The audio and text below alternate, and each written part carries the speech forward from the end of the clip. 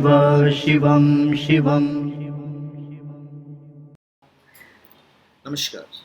आप सबका हमारे चैनल श्रीमद् होम रेमेडीज में स्वागत है। इस वीडियो में हम आपको बताएंगे कि घड़ी का आविष्कार क्यों, कैसे, कब, किसने किया। देखिए, समय देखने के लिए भी हम घड़ी देखते हैं, और समय ब्रह्मांड का एक ऐसा घटक है जिसका इंसानों के जीवन पर बहुत ज़्यादा प्रभाव है। आज जो वर्तमान समय में हम जो घड़ी इस्तेमाल करते हैं, उसका आविष्कार एक बार में नहीं हुआ है। किसी ने पहले घंटे वाली सुई बनाई, तो किसी ने मिनट वाली सुई बनाई, यूं ही मतलब ये चलता रहा था। पहले तो सूरज की छाया का उपयोग कर समय बताने वाली घड़ियां शायद हमने भारत में लंबे समय से देखी है। लगभग 2,2500 साल पहले प्राचीन यूनान यानी कि ग्रीस में पानी से चलने वाली अलार्म घड़ियां हुआ करती थी, जिसमें पानी के गिरते स्तर के साथ तय समय के बाद घंटी बज जाती थी। ये उस समय की बात है। आज बिना समय की गणना के कोई भी काम करना बहुत मुश्किल है। हमारा उठना, खाना पीना, सोना, काम करना सब एक निश्चित समय पर होता है। तो पुराने समय में जब समय की गणना करने का कोई साधन नहीं था, तो हमारे पूर्वज सूरज से समय का अंदाजा लगाते थे। परंतु बादलों वाले दिन और रात को समय का पता लगाना बड़ा ही मुश्किल हो जाता था। तो फिर हमें एक ऐसे यंत्र की आवश्यकता पड़ी जो हमें सही समय बताए। आज हर घर में आपको दीवार पर घड़ी लटकती हुई दिखाई देती है, हाथों में घड़ी दिखाई देती है। और आज देखेंगे तो हर 10 मिनट में लोग घड़ी देखते हैं। आजकल तो मोबाइल में देख लेते हैं। तो घड़ी क्या है?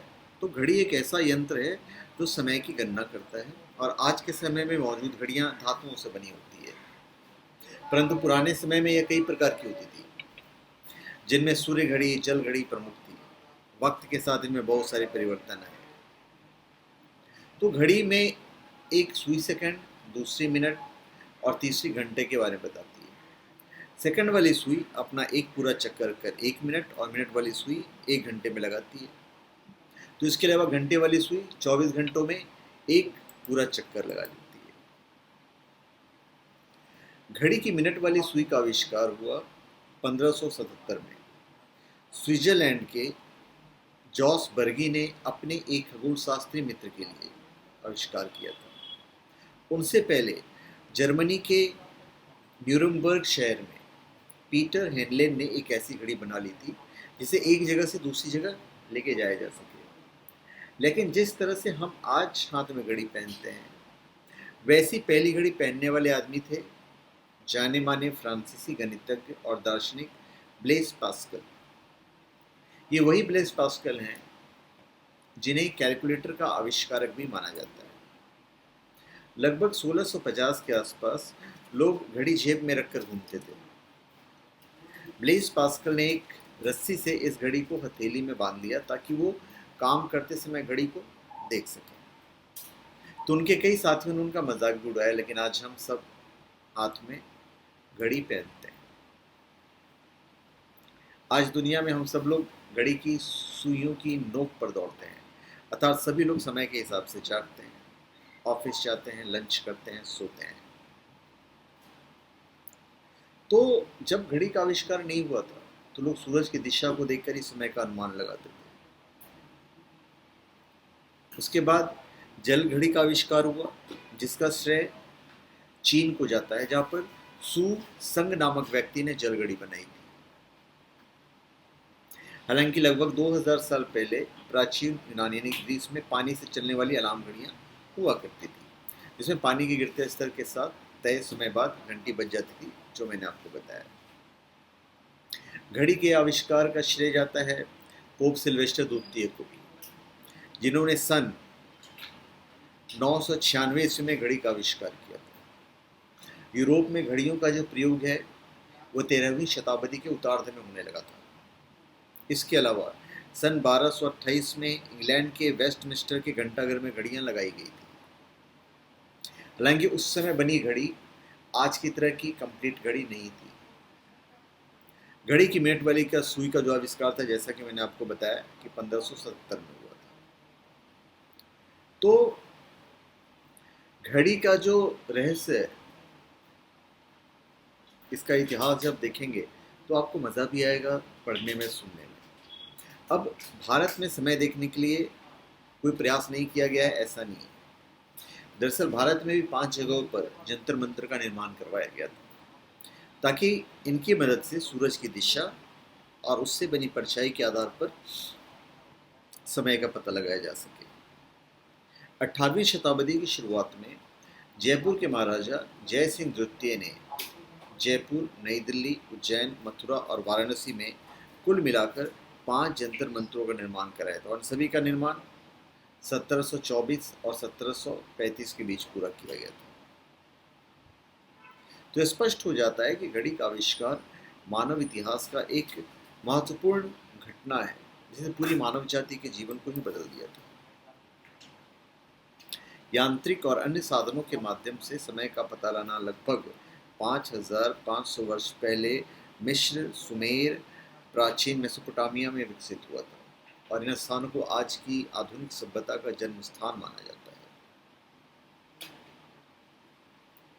तो इसके जब इतिहास में जाएंगे, घड़ी के इतिहास में, तो फिर बहुत सारी चीज़ों को देखना पड़ेगा, जैसे कि समय को आसानी से मापने के लिए मिस्रवासियों ने दिन के समय को 10 बराबर भागों में विभाजित किया था, जिसमें 4 अतिरिक्त भाग सूर्योदय और सूर्यास्त के समय के लिए निश्चित थे, और ज़मीन पर बनाए गए निशानों की श्रृंखला ने मिस्रवासियों को आसानी से समय को मापने में सक्षम बनाया था। इसके अलावा वे यहाँ तक भी जानने में सक्षम हो गए थे कि वर्ष के किस मौसम में, परंतु आसमान में बादल होने या रात समय में धूप घड़ी बिल्कुल अप्रभावी था। प्राचीन यूनानियों और रोमन वासियों ने पानी की घड़ियों को विकसित करने पर अधिक ध्यान केंद्रित किया था। अब रोमन साम्राज्य के पतन के बाद फारस और चीन में पानी की घड़ियों में सुधार करना जारी रखा गया था। तो उस समय की सबसे प्रसिद्ध और सबसे जटिल पानी की घड़ी 1206 में मुस्लिम इंजीनियर अल जाजरी द्वारा बनाई गई थी। 6वीं शताब्दी तक चीन ने मोमबत्ती और धूप घड़ियों का उपयोग करना शुरू कर दिया था, जो धीरे धीरे पश्चिम में फैलने लगी, और 13वीं शताब्दी में यह तकनीक मध्य पूर्व और यूरोप तक पहुंच गई थी। समय के साथ यूरोप में जहाज व्यापार का विस्तार शुरू हुआ, जिस कारण खुले समुद्र में नौकायान की बढ़ती संख्या ने विश्वसनीय और सटीक समय मापने वाले उपकरणों की आवश्यकता को जन्म दिया था। तो फिर घड़ी जो है उन्नति करता चला गया। आज हम घड़ी पहनते हैं, जिन लोगों को समय मापने में सक्षम बनाया है, लेकिन घड़ियां हमारी सभ्यता को बहुत बड़े पैमाने पर बदलने में कामयाब रही है। छोटी घड़ियों के अस्तित्व में आने के बाद लोगों ने इन्हें बहुत तेजी से खरीदना शुरू किया है। ये आकार में छोटी होने के कारण कहीं भी ले जाई जा सकती थी, तो अनगिनत लोगों को इससे फायदा होता था। लोग छोटी घड़ियों को आराम से इधर से उधर लेके चले गए, मतलब पोर्टेबल हो गया था। तो ये छोटा सा इतिहास है घड़ियों का, जो हमने आपको बताया है। तो धन्यवाद, आप सबका हमारे चैनल पर स्वागत है। आप हमारे चैनल पर सब्सक्राइब करें और अपने कमेंट दीजिए। धन्यवाद।